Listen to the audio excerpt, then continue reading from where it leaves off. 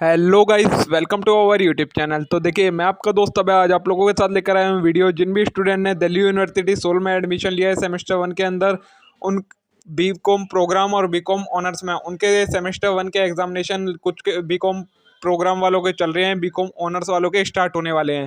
तो उसमें उनका एक सब्जेक्ट है फाइनेंशियल अकाउंटिंग। आज मैं लेकर आया हूँ उसके साथ आपके साथ उसकी वीडियो, जिसमें हम देखने वाले हैं उसके कुछ मोस्ट एक्सपेक्टेड प्रैक्टिकल क्वेश्चन जो कि मे भी आपके एग्जाम्स में आ सकते हैं। अगर इस टाइप के ही लगभग सारे क्वेश्चंस आने हैं, यही पैटर्न होगा, बस आपके इनमें डिजिट और कुछ एडजस्टमेंट्स का फर्क होगा। तो मैं लेकर आया हूँ आपके साथ प्रैक्टिकल क्वेश्चन, जिसके मैंने सॉल्यूशन भी आपको प्रोवाइड करवाए हैं। अब टाइम बहुत कम रह गया है क्योंकि बीकॉम प्रोग्राम वालों का कल ही एग्जाम है, तो उनका सॉल्यूशन इस वीडियो में करके दिखाना वो तो पॉसिबल नहीं हो पाया, इसलिए मैं आपके पास सॉल्यूशन साथ में लेकर आया हूँ।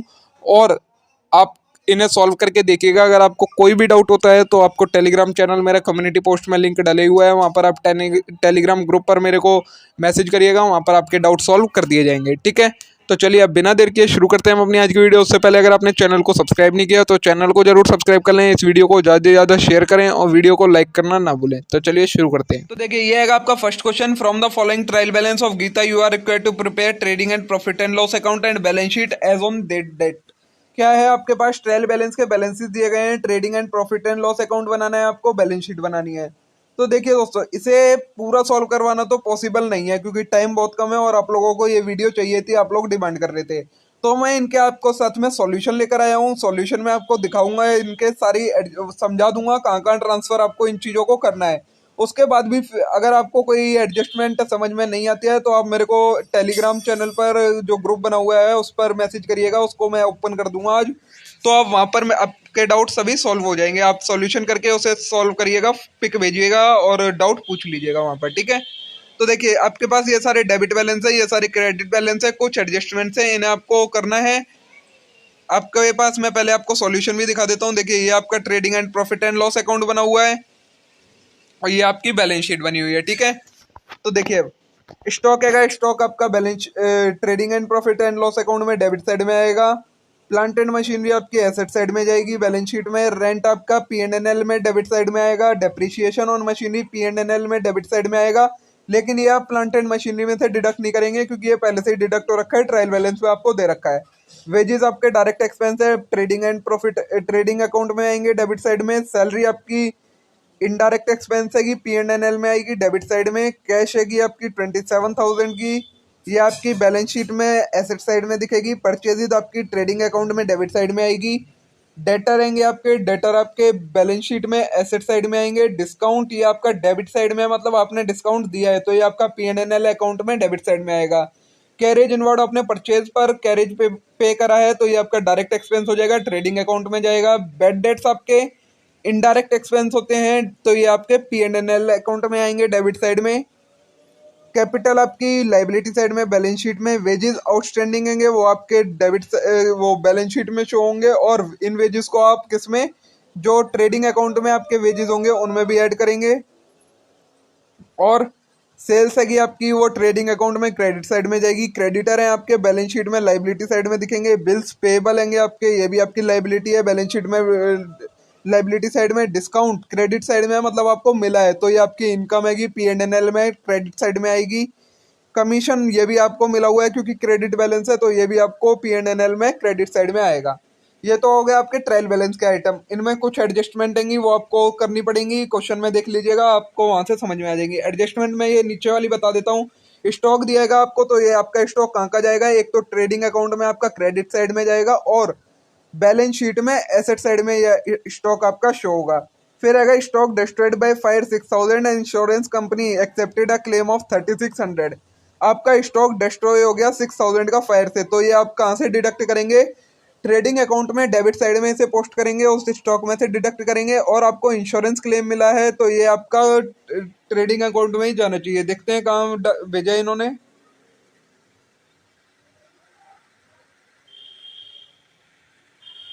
अप्रूवल इन्होंने नहीं करा, एडजस्ट करके अभी हमें मिला नहीं है, ड्यू हुआ है इंश्योरेंस कंपनी ने, इसलिए इन्होंने नहीं करा। अभी हमें क्लेम मिलना बाकी है तो ये हमारा बैलेंस शीट में एसेट साइड में दिखेगा। नेक्स्ट है कि 1600 paid as rent of office was debited to landlord account. जो 1600 रुपये हमने रेंट के पे करे उसे हमने लैंडलॉर्ड के अकाउंट में से डेबिट कर दिया है, मतलब डेटर में इंक्लूड कर दिया। तो डेटर में से ये 1600 कम करेंगे और रेंट में ये 1600 ऐड कर देंगे। जो P&L में रेंट हमने दिखाया होगा उसमें 1600 ऐड करेंगे, बैलेंस शीट में एसेट साइड में से डेटर में से कम कर देंगे। For the writing of further bed date 4000 for कुछ बेड डेट तो हमारे 6000 के थे, 6000 के थे, मतलब ये ट्रायल बैलेंस में दिख रहे हैं, मतलब पहले से डेबिट हो रखे हैं डेटर में से। लेकिन जो ये फर्दर बेड डेट है 4000 के, ये हमारे कहीं से डेबिट नहीं है, तो इसे हम P&L में भी इसमें बाकी के जो बेड डेट है 6000 के उनके साथ ऐड करेंगे और बैलेंस शीट में हम इसे डेटर में से डिडक्ट करेंगे। एक और एडजस्टमेंट है, sales include sales on return basis. जो सेल्स हैंगी टोटल वो उनमें से कुछ हैगी सेल्स और रिटर्न बेसिस की, जिनमें से approval for sale of ₹2500 has not received till this the rate of gross profit on the sale. देखिए 2500 रुपए के गुड्स देंगे जो सेल्स में आएंगे, उनमें से 2500 रुपए के गुड्स ऐसे हैं जिनका अप्रूवल अभी हमें नहीं मिला है।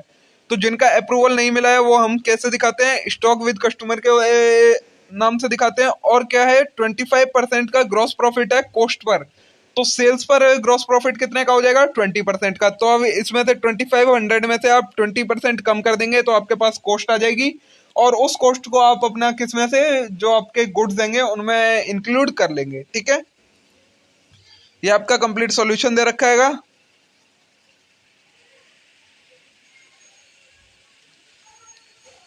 ठीक है, question, prepare an income and expenditure account for college for the year ended 31 March 2017 and a balance sheet as on date from the following information.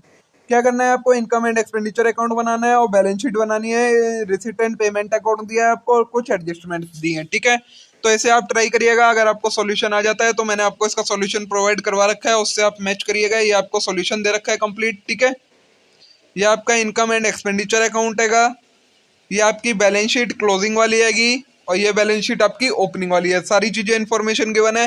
अगर आपको फिर भी डाउट रहता है तो जैसे कि मैंने आपको बताया कि आप टेलीग्राम पर मेरे को ग्रुप में मैसेज करिएगा, वहाँ पर ये आपको इसका क्वेरी सारी सॉल्व कर दूंगा मैं। ठीक है, नेक्स्ट क्वेश्चन देखते हैं। सेकंड क्वेश्चन, थर्ड क्वेश्चन है आपका ये, x purchase the second hand machinery on this 1 February 2015 for 80,000, paid 12,000 for its overhauling and 8,000 for its installation, which was completed by 31st March 2015. The company provide depreciation on its machinery at 20% per annum on diminishing balance method from the date it was put to use and closes its book on 31st December every year.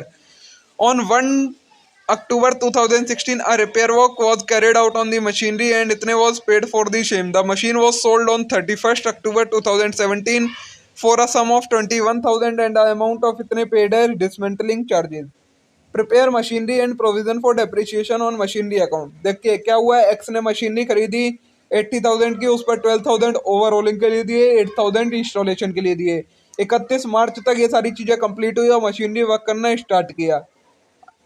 जो x है वो कैसे diminishing balance method से depreciation provide करवा रहा है machinery पर 20% per annum पर।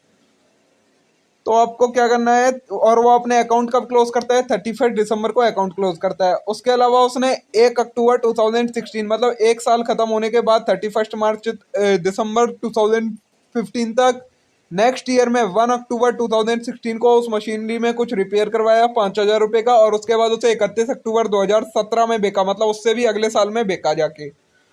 असम ऑफ कितने रुपए में, 21,000 रुपये में बेचा और 2,000 उसके डिसमेंटलिंग चार्जेस पे करे। तो आपको machinery and provision for depreciation account create करना है। तो देखिए ये मैंने आपको इसका सॉल्यूशन प्रोवाइड करवा रखा है, सारी चीज़ें इसमें दी गई हैं, क्लियरली सारी चीज़ें मेंशन है। ये हो गया आपका मशीनरी अकाउंट और ये नीचे दिया है आपको प्रोविजन फॉर डेप्रिसिएशन अकाउंट। ठीक है, आप इससे सॉल्यूशन करके मिलाइएगा, अगर कोई डाउट हो तो मेरे को टेलीग्राम पर पूछ लीजिएगा। ठीक है, नेक्स्ट है कविता परचेज द मशीन फॉर इतने on 1st April 2015. She charges depreciation on straight line method and closes her book on 31st December. The machine has a useful life of 8 years after it can be sold for 8,000. She purchased another machinery on May 1st, 2016 for itne and with 5-year useful life and nil residual value. In 2017, the first machinery was sold for 50,000 on June 30 when new machine was purchased for 30,000 with 3-year useful life and 3,000 residual value. Prepare a machinery account for the 3 year ending December 31st 2017. क्या बोला गया है? जो ये कविता है, इन्होंने machinery purchase करी कब? 80,000 की 1 अप्रैल 2015 में।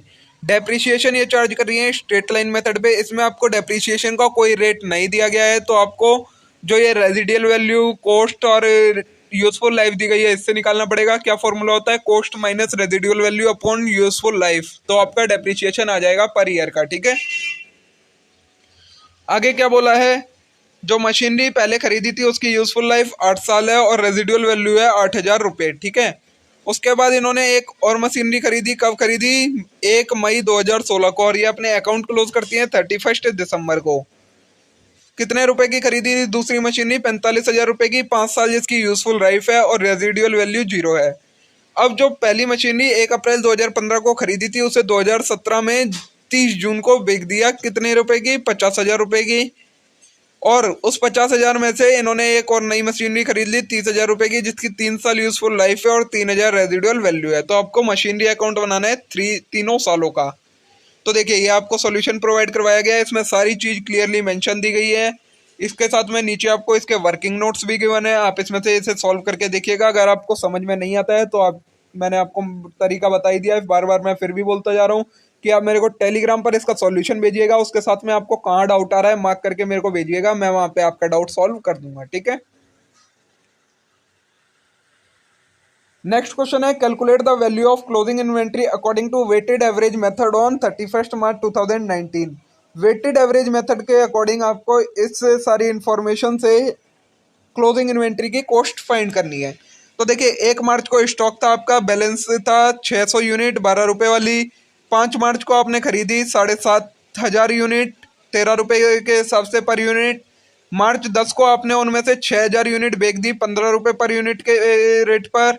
12 मार्च को आपने और 1,100 यूनिट बेच दी 18 रुपए पर यूनिट के रेट पर। 14 मार्च को आपने खरीदी 5,000 यूनिट 13 रुपए पर यूनिट के रेट पर।